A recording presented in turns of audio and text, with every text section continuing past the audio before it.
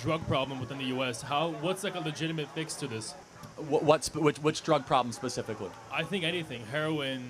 I think marijuana is being already legalized, is being fine. When it comes to like fentanyl, heroin, cocaine, because the prohibition method we've been taking isn't really working out. But we can't really just let anyone. I mean, we first need to close the southern border. That's number course. one. We need to have death penalty for drug dealers. That's number two. And we need to have much harsher penalties for anyone that is involved in the trafficking of drugs. And then we have to go after the actual supply, which is the Mexican drug cartels. I think that's true, but isn't that taking like a alcohol prohibition type method where that? I mean, it worked. Alcohol prohibition worked in one way. Alcohol usage went down. But there was still mass So gangs from what was the problem with alcohol prohibition? Tell me. The major gangs that came up during Chicago and New York. Yeah, there was some bootlegging, but actually crime went down across the country. Okay. You can look at it. I mean, I'm not all for like banning alcohol, but there's a lot of lies about prohibition that are told. But also, let's just stop acting as if heroin and alcohol are on the same level. Heroin's way worse, right? No. Meth is way worse. Fentanyl's way worse. Of course. But yeah, I think we have to be more serious about what actually creates the cascade of effects of people that want to be able to use these horrific drugs. Yeah. I just want to is there like a plan we could go down to fix? Yeah, I mean, I think President Trump's doing the right thing. Secure the southern border, heavy penalties for drug traffickers, and going after the source of where all the drugs are coming from origination. So, Thank you very much. Great question. Thank you. Hi there, Charlie. I just want to say I've looked up to you for many years. You're the one who got me into the conservative movement about 8-9 years ago. I really love you. And out of everyone in the conservative movement, you're the one who I feel matches my moral ideals the most. One thing I just want to ask you, as a Christian woman who wants to start a family, and I look around me nowadays, especially living in California, I'm really afraid of what my child's going to be exposed to. I live with a 6-year-old, and every time she comes home, I worry that she's playing dog. She's going to pretend to be a furry someday, or I don't know. I get scared of that stuff, honestly. What do you think is the best way to prevent our children from being influenced from those ideals and growing up with the proper Christian ideals? Even though we keep it in our household, they're still exposed to it outside. Yeah, first of all, don't send your kids to government schools. That's number one. Number two, have a very robust church life and attend church regularly. Honor God in all that you do. And also, marry a godly man that was willing to defend your kids and to wall off all of the negative, poisonous content that might come after your future children. It's very, very important. And then finally, I don't want to say leave California, but it's getting worse around. The cultural poisons and toxins that are out there is so dreadful. It is so heavy. So that would be my piece of advice for you. Thank you so much. And if you are called to be a stay-at-home mom, that's a beautiful thing. You don't have to go into the workforce to be a godly woman. In fact, I recommend being a stay-at-home mom. It's one of the most underappreciated elements of American life. Thank you. What's up, Charlie? College enrollment rate has been dropping every single year for the past few years. Education feels much less regulated, not up to date, and pretty not advanced anymore. What do you recommend if you want to get educated but don't think a college education is the best way? It's a good question. It depends on what you want to do, right? It depends on what you want to actually, For example, pursue. sorry to interrupt, but this college here has promised to raise their tuition 35% over the next 5 years. 7%. I mean, it's incredible. I'm going to be honest. In the next 10 years, we're not there yet. These colleges are going to be completely irrelevant. Absolutely. AI is going to take away 90% of the jobs, and advanced robotics is going to basically take over the world as we know it. So find something to study and be good at that AI can't do.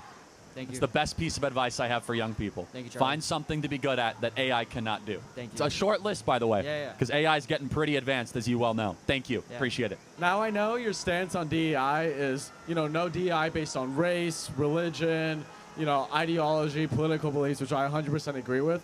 My question for you is, what are your thoughts on DEI I don't know if DEI is even the correct term, but based on context or circumstances. So I just want to use applying to college, for example. So let's say someone like J.D. Vance, who grew up in a very rough circumstance, probably went to an underfunded school, versus just another applicant who maybe went to private school, had more opportunities, had the opportunity to take higher level college courses and succeeded. So on paper, you could say that the one that took harder classes has, more merit. But would you also consider the fact that the other applicant didn't have the opportunity? On the surface, it sounds good. So number one, this is the way they're getting around affirmative action, is they try to have these what they call context cultural scores, and they try to get around that way. The answer is no. That should have no bearing, because you need to have a system based on excellence, and if you do not, you will then discriminate against people that otherwise are very qualified to be there in those positions. It is not the goal of the institution to try to open the door to as many people as possible. It's to be the most excellent possible institution and be able to protect knowledge and pursue knowledge. That is what the goal of college should be. But what do you think the best solution is for people that don't have those opportunities to begin with? I mean, first and foremost, try your best to graduate high school, make the most of your life. You know, maybe go to two-year college or technical school. I mean, these are just general life advice. I mean, if you want to stay out of poverty, it's not hard in America, by the way. And everyone in this audience, it's not hard. It's very easy to stay out of poverty. You want to know how to stay out of poverty? Don't commit crimes. Get married before you have kids. Get a job, any job. Yeah, exactly. Get a job, any job, right? And be like not awful with money. You do those four things, you can stay out of what is classified as poverty in this country. Okay, just one last point, because I remember you were talking about, or at least I heard that you were talking about, that character can be a part of merit. Could you make the argument that someone has a lot of character if they do come from a harder circumstance and we're still able to Potentially, yeah. I mean, I think character does matter a lot. How you weigh it in an admission process is very complicated, though. I agree, yeah. Thank you. Very complicated. Appreciate it. Okay, I think I agree with what Charlie said. The first person talking about, drugs, alcohol, and how to scrap down all this, I think I like that, you understand? The problem is we all have individual differences. The same way I myself don't like alcohol, someone else might prefer to take it, even if the warning is there. What it costs is there. Even smoking, those things are there, but people still decide to do it. I think the best thing is what Donald Trump is doing. He's trying to, protect the border, mindful of what is entering into the country and stuff like that. By doing that, you're going to reduce a significant rate of, all this stuff entering the country, especially hard drugs and all. And I think, the government are already working towards that. I know it's going to take years, but eventually everything will fall in place. And aside from that,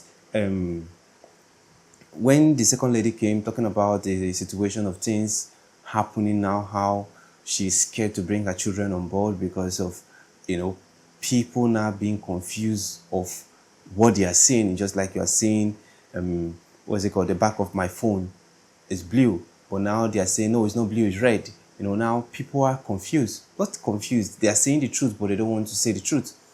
And I think Charlie is letting her know that it depends on the upbringing of the child. If you decide to bring this child or teach this child the will of God, teach this child the right thing, and take the child away from government institution that would try to impose things on the children, your children are going to, have a better time growing up. That, to me, that's what I think, because, when I was little, my mom always take us to church every Wednesday, every Friday, and Sunday. You see, we're always going to church.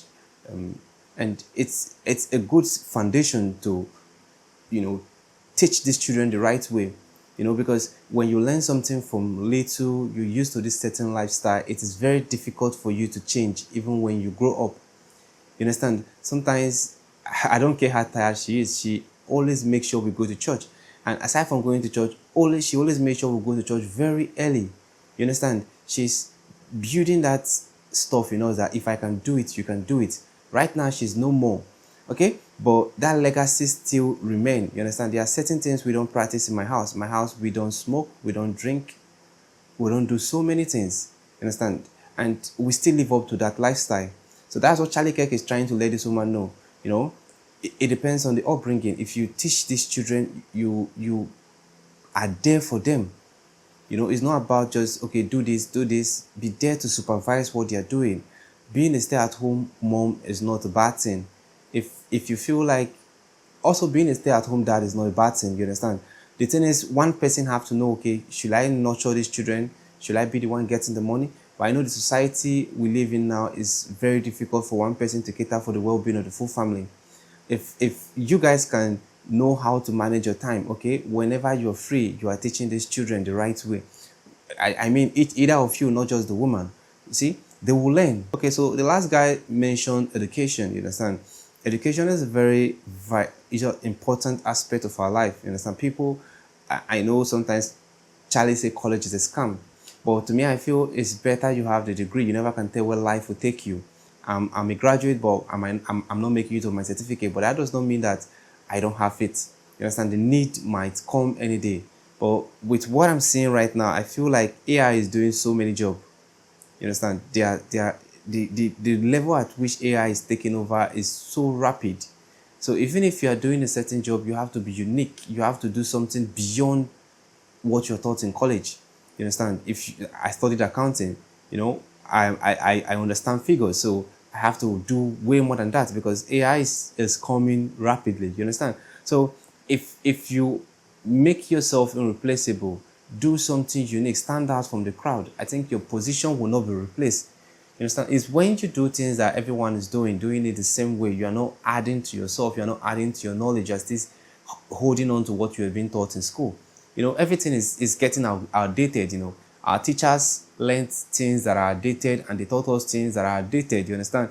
And if you keep on holding on to that, that is when AI will take over from you. But when you find new ways of doing what you know, or a faster way, you will be there. Your relevance will still be in the company, and they will want to retain you. You understand? So this is a beautiful one coming from Charlie. I love this, and I want to see more videos like this. If you have any recommendation, let me know in the comment section. If it is your first time visiting the channel, click on the subscribe button. Thanks for watching, and remain blessed.